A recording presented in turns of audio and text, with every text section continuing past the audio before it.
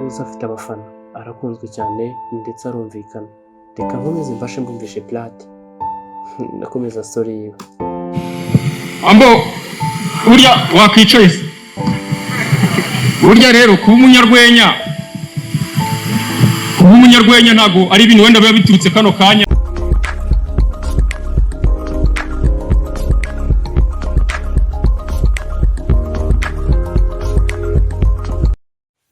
Gushimira buri wese udukurikira kuri Voga Time TV aho muherereye hose, haba mu Rwanda ndetse no hanze y'u Rwanda. Ngiye muri kumwe ni Emmy Stone, ngiye musanzwe mubana muri izi nkuru. Tugiye kugaruka ko umustar umwe hano mu Rwanda mumuzi muri Genesis Comedian, bamwita Pirate. Pirate nkuko musanzwe mumuzi muri Genesis siko ariko story bababwira nyinshi nizo ku buzima bwiwe. Ugiye ukurikirana story ziwe wakumva zihamanye n'ubuzima, ari ubuzima ari kugenda avuga life yagiye yanyuramo. Pirate yarababaye ndetse yabayeho nabi, ntiyigeze abaho neza cyane mu buzima bwiwe, kuko no kugira ngo abashe kugera muri Genesis byaramugoye cyane. Yagiye ahura na support zitandukanye ndetse impano ye yo gusetsa yayitangiye kera biturutse ku buzima bwiwe. Abatabiza benshi, Pirate iyi mpano yo gusetsa mu muze mu mwumvaho ntabwo ari umuntu ari uko umuntu avuga n'Imana, ahubwo n'ibyo agenda ahura nabyo mu buzima bwe, akabona hari ibisekeje hari n'ibibabaje. Ariko hari byinshi umuntu ashobora kuvuga mukagira ngo birasekeje kandi bibabaje. Benshi muri story twazasubira tuvuga hano hanze, hari inkuru umuntu ashobora kuvuga ukumva wera gusekeje ariko hari benshi babaje. Reka dutangire twumve Plate ndetse muri Genesis Comedian ibyo ari kubwira abantu mu ruhame. Umenye ko unaje yarambwiye ko dore na nyoko sinzi uko yitereyemo, ndamwumva yanyeretse n'amafoto y'umukobwa bateretanaga, mvugishije ukuri yarutaga mama pe. Pirate aribwo yari ari kuvuga story ndetse akavuga ibintu bimwe na bimwe abantu bagaseka kuko bumvaga bo bisekeje, kuko ntabwo buri wese rega ariko bavuga story isekeje, ahubwo nuko benshi muri twebwe dushobora guseka ntibidusekeje, ukumva umuntu arasetse kandi icyo asetse ntabwo gisekeje nta nubwo gishimishije. Nibyo byinshi biri hano hanze. Tugaruke ku buzima bwa Pirate. Pirate yabayeho nabi ndetse Pirate kugira ngo yinjire muri Genesis ndakeka yarababwiye umunsi wa mbere aza muri Genesis aribwo yari ari kuvuga igifefeko cya Ariel Wise. Yavuze igifefeko cya Ariel Wise aribwo bwa mbere yinjiraga muri Genesis Comedian, aribwo yari agifite ububasha bwo kwinjiramo uwo munsi. Yinjiye muri Genesis atangira kubasetsa, bose arabasusurutsa bavamo bishimye. Aribwo Merci yamukundaga kumufata nk'umunyempano wa mbere, akamwakira mu banyempano be bakinjira nabo kwinjira muri team. Pirate nibwo yinjiye muri team. Merci yari yarakoze amajonjora menshi atandukanye, agenda afata ahitamo abavantara benshi cyane bagiye batandukanye. Aribwo yaje guhitamo Pirate, ahitamo abantu bagiye batandukanye kandi bose bakomokaga mu ntara benshi, si uko bose bavaga mu mujyi, ahubwo nuko baje nyine ntabwo bazi uvuga ngo turuka mu ntara na runaka avuga turuka mu ntara, ahubwo bamwe baza bigira kavukire. Pirate nibwo yinjiye muri Genesis Comedian, yinjiramo bamwakira mu itsinda. Abenshi ntibazi umushahara ahembwa muri Genesis, umushahara urahishwe ntabwo ukundwa kuvuga, ntabwo bakunda kuwutangaza, nyine nta n'umukozi muri Genesis benshi bazi umushahara ahembwa. Nibwo Pirate yatangiye gususurutsa abantu. Reka nkomeze mbashe mbumvishe story ya Pirate. Aribwo yari yicaranye na Merci bari kuganira, bari guca hato impaka, wumve nawe wiyumvire. Ngombwa y'umugende aha fari yarashe. Pirate nibwo yari atangiye kubabwira story y'ubuzima bwe, yagiye kwicara ngo ababwira ati njye mbabwira story yanjye iri hejuru, tubona nambaye iyi myambaro nambaye, iyi myambaro nambaye niyo niganye mu mashuri yanjye igihe najyaga kwiga. Ubuzima ngaruye ndi handi wa muntu warataga gusa nabaga nambaye icyo gihe, urumva nari ndi mu buzima bubabaje kandi bubabaje cyane buteye agahinda, urimo n'ipfunwe ryinshi.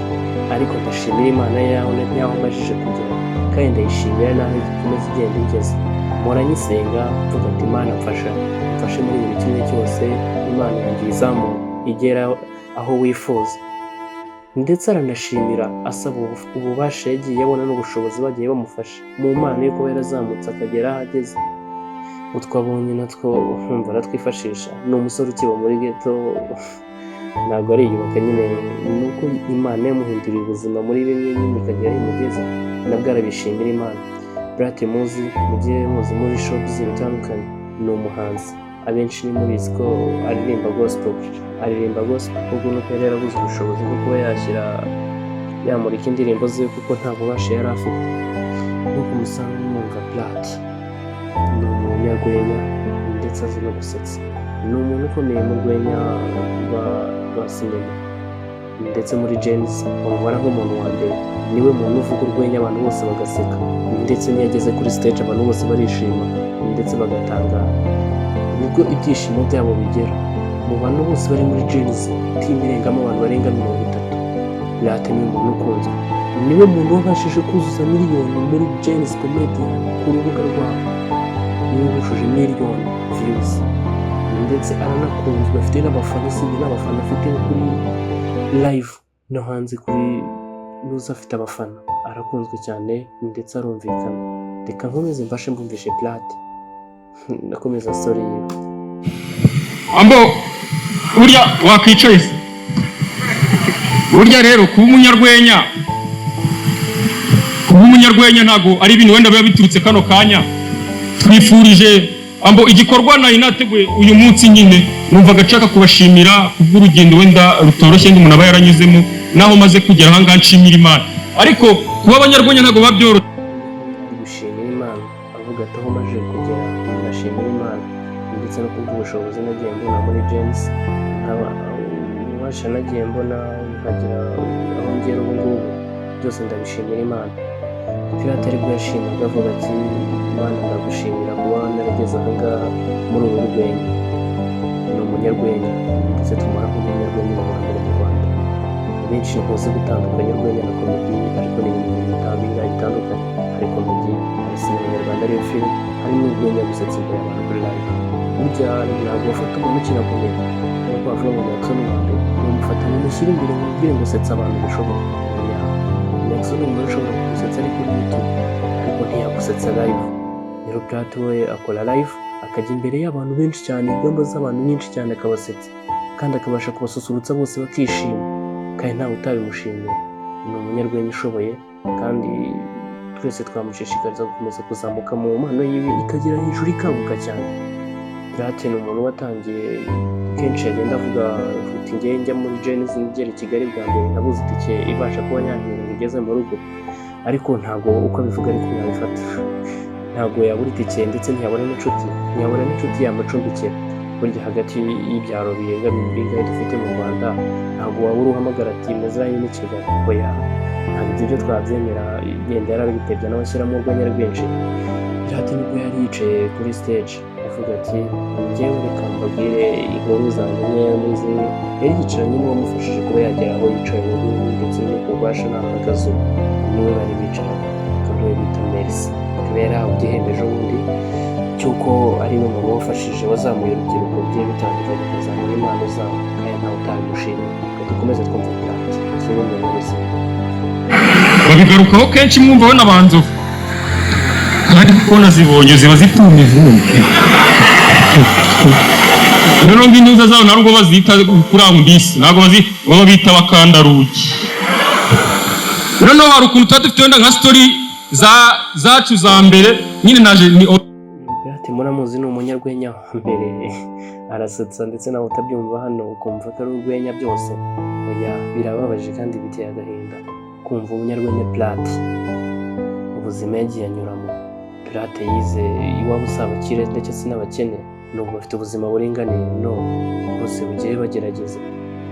Kandi mwihangane n'ijwi ryanjye kuba ryabaye gutya kuri Uvuga Time TV, tugiye kujya tubanaho buri munsi igihe tuzatubika muri store.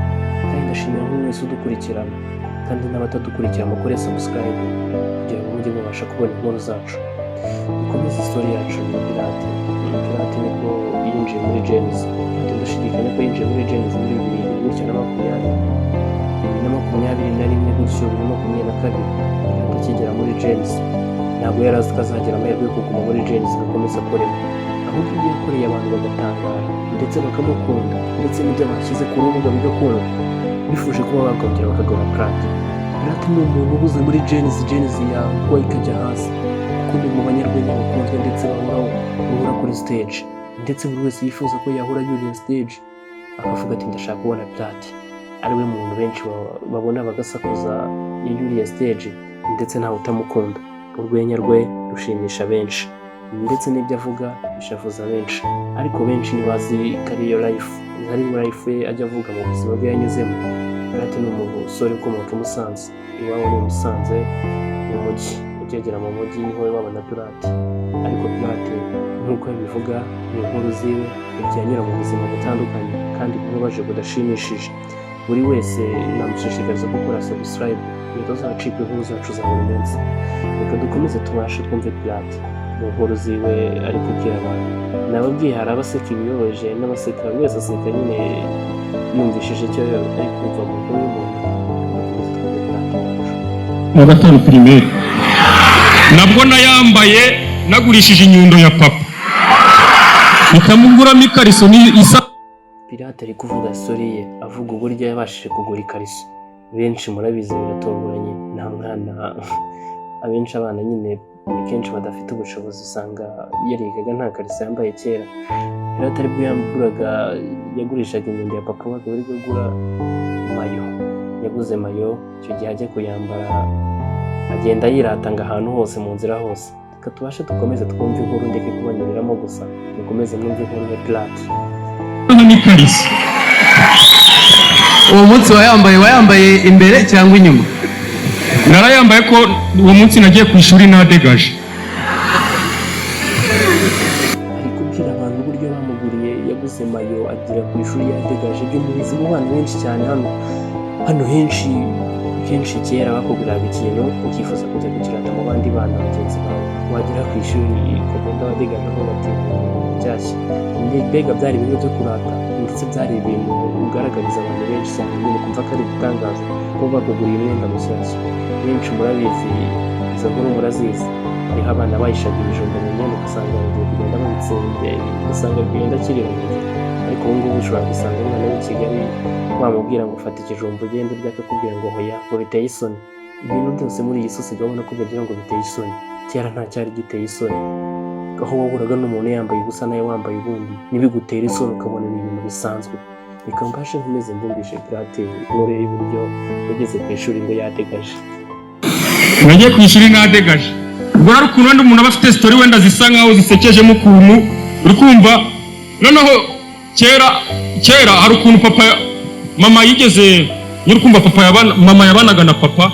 Umunsi umwe mama ajya gusura nyina, ubwo yagiye gusura kwa nyogokuru, agiye na nyaraga ku buriri, aza kunsigira papa. Ansigiye papa aravuga ati ngwino turarane.